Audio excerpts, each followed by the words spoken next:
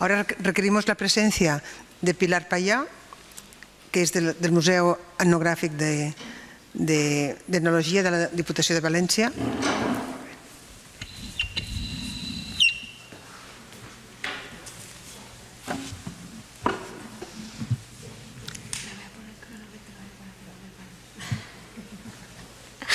Fue el comentario. ¿Qué?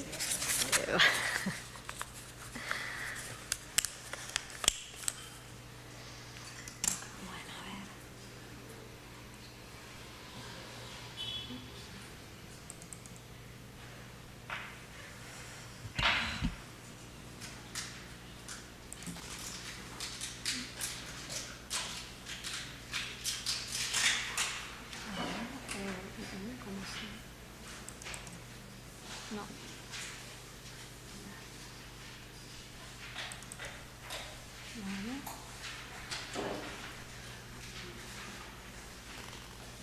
¿Cómo lo pongo? Que no sé por qué no. Disculpad. Es pantalla completa. Aquí. No, para ponerlo. Vale, ya está. Vale. Disculpe mi torpeza. Bueno, en primer lugar agradecer al Museo Nacional de Cerámica y Artes Suntuarias González Martí por haberme invitado a participar en estas jornadas tan interesantes en homenaje a la memoria de Vicente Enguídanos, en que he de decir que ha sido colaborador del museo, colaboró con nosotros sobre todo en algunas exposiciones temporales, la que se hizo sobre el ciclo textil en el año 96, aportando documentación fotográfica, también la memoria, los testimonios de todos sus años de trabajo y prestando objetos también para la exposición. Así que para el ETNO, para el Museo Valencià d'Etnologia, ha sido una figura muy importante. Y yo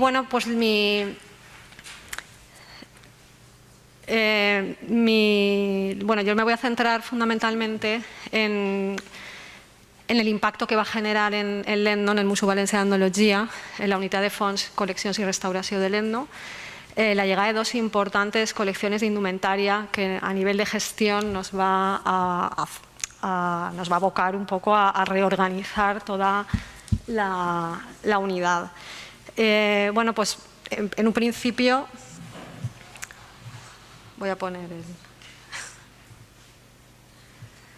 en un principio, los fondos de indumentaria del ETNO, del Museu Valencià d'Etnologia, se empezaron a configurar desde la configuración del museo en el año 1982. En esos primeros años llegaron las 245 primeras piezas de la colección, datadas desde el último tercio del siglo XIX hasta los años 30 del siglo XX, fundamentalmente procedentes del Horta, de las comarcas del interior de la provincia de Castellón y de la provincia de Valencia. Y el crecimiento de los fondos de indumentaria ha sido progresivo. Por un lado, las reformas de las exposiciones permanentes, las reformas, también las exposiciones temporales con temática textil impulsaron la incorporación de nuevas piezas.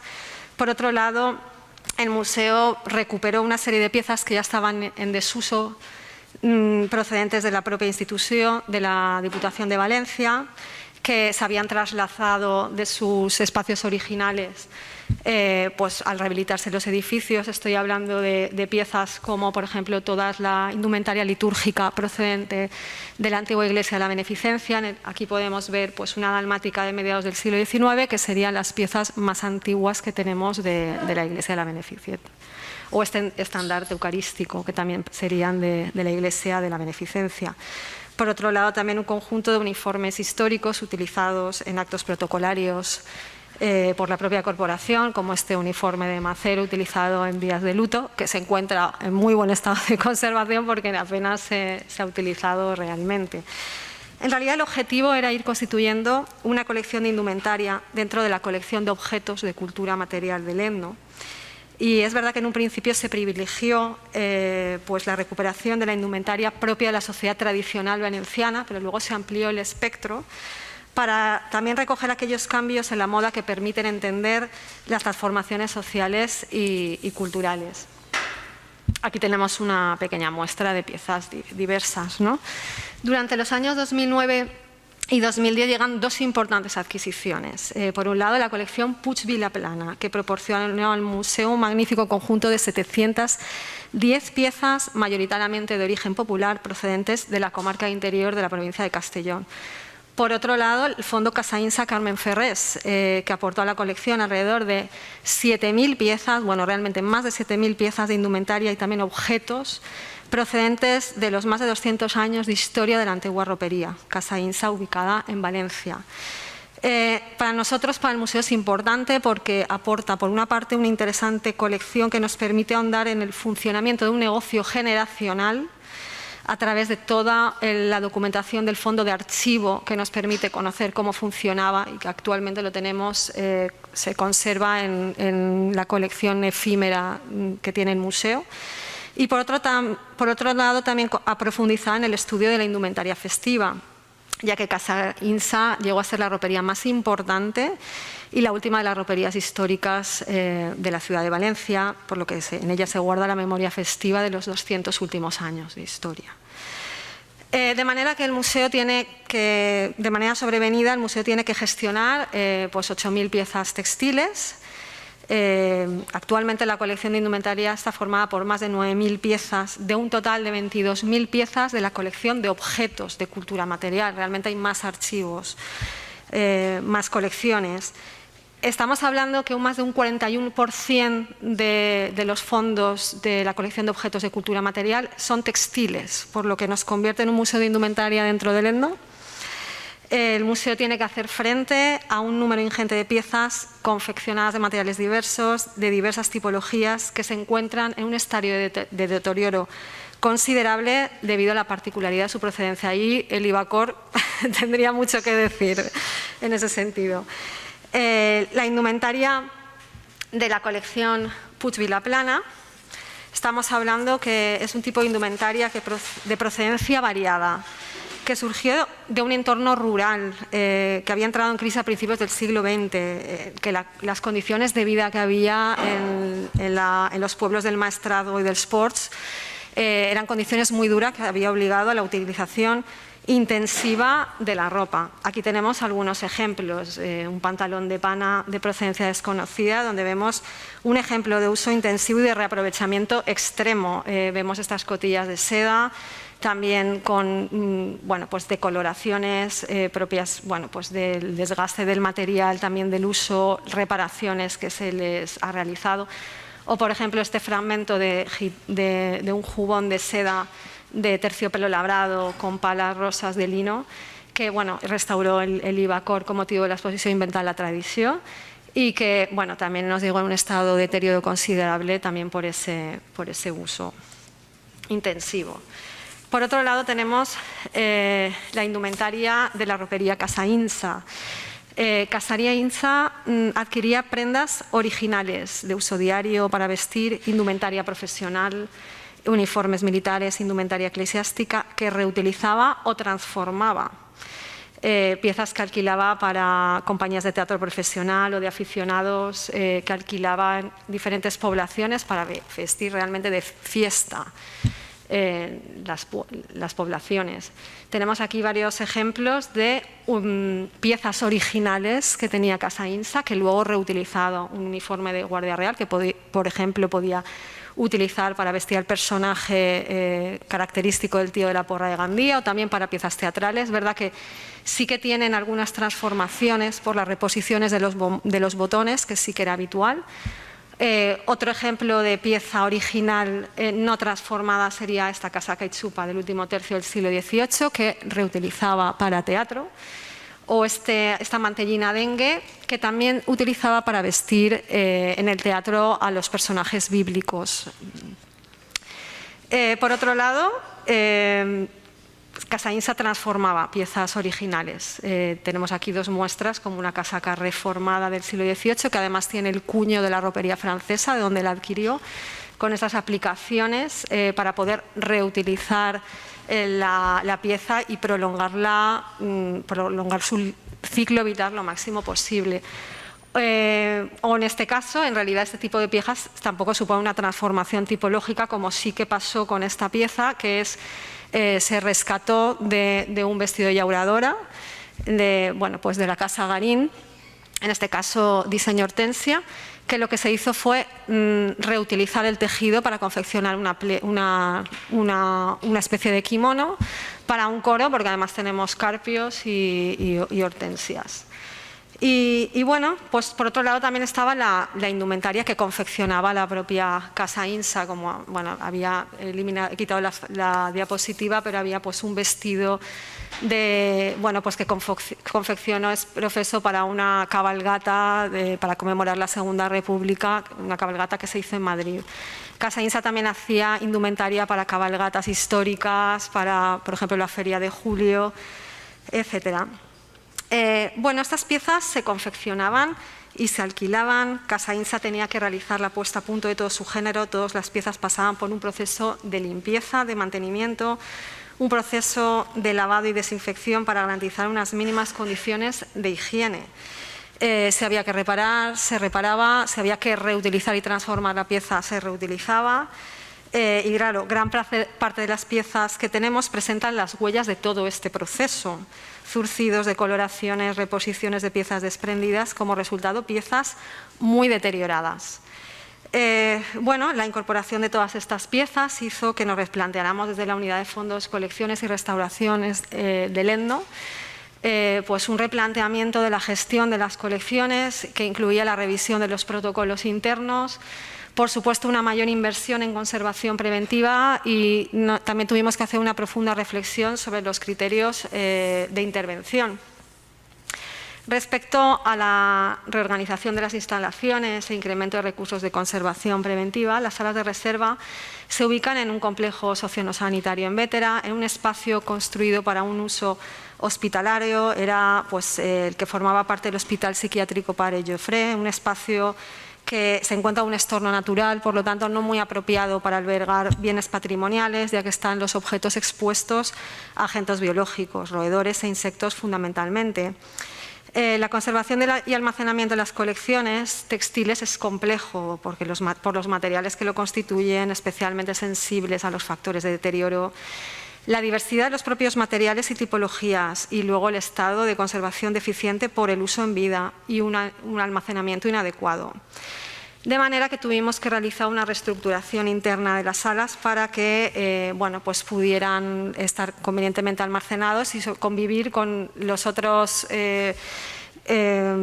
objetos que formaban parte de las colecciones. Las colecciones están sectorizadas por ámbito, según su contexto de uso, la sección de agricultura, caza, pesca, transformado, domésticos, oficios, pero la particularidad que requieren los textiles en cuanto a condiciones de conservación y almacenamiento nos ha llevado a separarlas espacialmente del resto de las colecciones. A nivel interno también están organizadas por ámbitos y agrupadas atendiendo a sus características físicas, tipologías, materiales, dimensiones, peso, tratando de mantener siempre que sea posible el criterio de unidad de colección. Bueno, pues aquí tenemos algunas fotos de cómo tenemos organizadas las colecciones. Una parte, la parte más de indumentaria tradicional, compramos unos compactos, sí que lo tenemos estructurada por ropa de hombre, ropa de mujer, interior, exterior. Aquí vemos, por ejemplo, la parte de complementos con las alforjas, mantas, fajas, faltriqueras. También invertimos en, bueno, pues en un forrado de perchas para que estuvieran convenientemente almacenadas. Aquí vemos bueno, pues una serie de piezas que restauró el Instituto Valenciano de Conservación y Restauración con motivo de la exposición Inventar la Tradició, con esos maniquís que también confeccionaron a medida y que bueno, tan estupendamente están conservados. Parte de moda internacional, que también lo tenemos estructurado de la misma manera.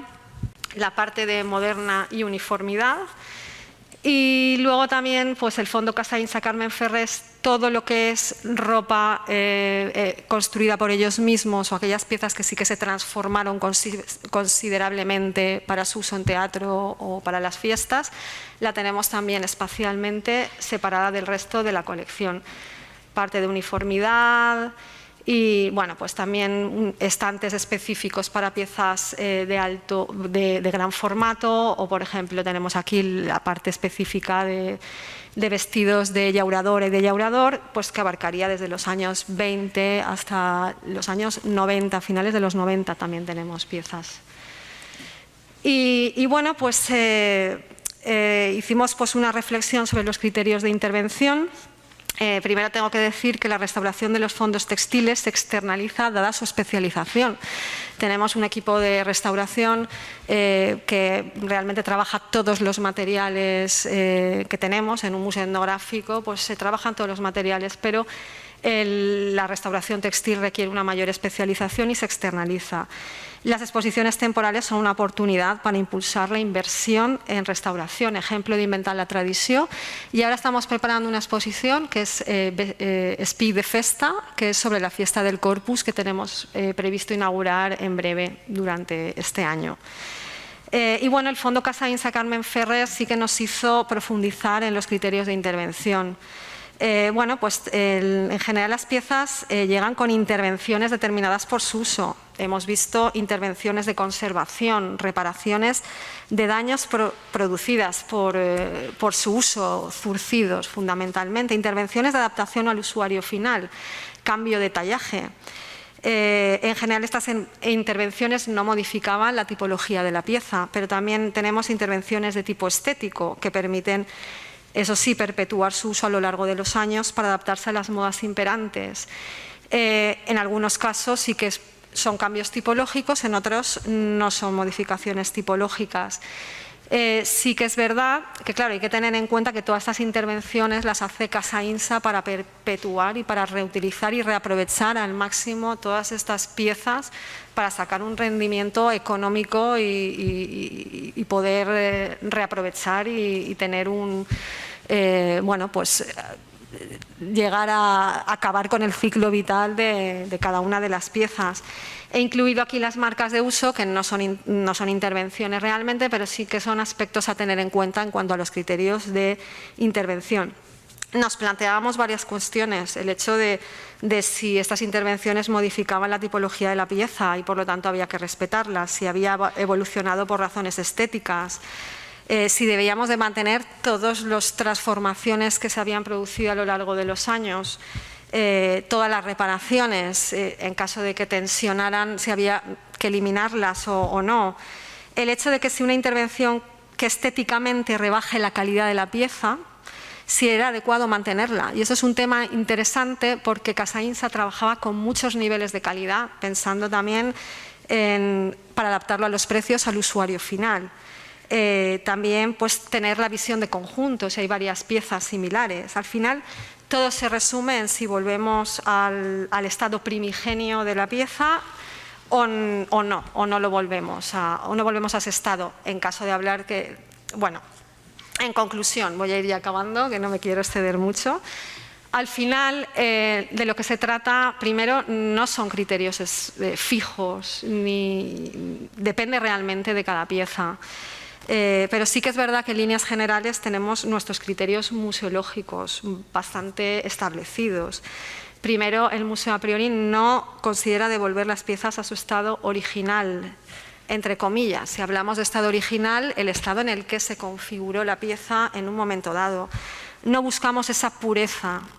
Sí que tratamos de respetar las fases de uso y tratamos de una mínima intervención respecto al original, que para nosotros es el estado en el que llega la pieza en este momento. Al final, para nosotros, bueno, pues cada pieza es un testigo material de las técnicas y de las prácticas sociales, del momento en que se crea, pero también del que se utiliza. Por lo tanto, mantener todas esas fases de uso que nos revelan pues la vida de la pieza es importante. El respeto de la marca de uso es habitual. Voy a poner como ejemplo pues una mancha de cera en una túnica de un cirialot, pues puede generar problemas, pero es una marca de uso. Ahí hay que encontrar el equilibrio entre si vale la pena respetar esa marca de uso que le da la vida y a la pieza y que nos da muchísima información, o no mantenerla. Y luego, ya para acabar, Bueno, no hay que perder de vista las cuestiones de conservación, el hecho de que hay que garantizar la estabilidad de la pieza, tener en cuenta si estas modificaciones que se han creado durante todo su ciclo de uso tensionan de manera que puede afectar considerablemente al estado de conservación. Y ya para acabar, el hecho de que no hay que perder la visión de conjunto. En una colección como INSA, en INSA tenemos piezas que por sí mismas tienen un valor patrimonial muy considerable y otras que realmente lo tienen por su valor de conjunto con otras piezas. A la hora de establecer criterios de intervención también es interesante saber si forma parte de un conjunto, si tenemos varias piezas similares de una misma época o tiene algunos cambios tipológicos. En definitiva, al final cada pieza es una historia, pero sí que es verdad que bueno, pues tenemos unos criterios museológicos pues con un punto de partida para poder establecer los criterios en cada uno de los casos. Y bueno, hasta aquí, muchísimas gracias.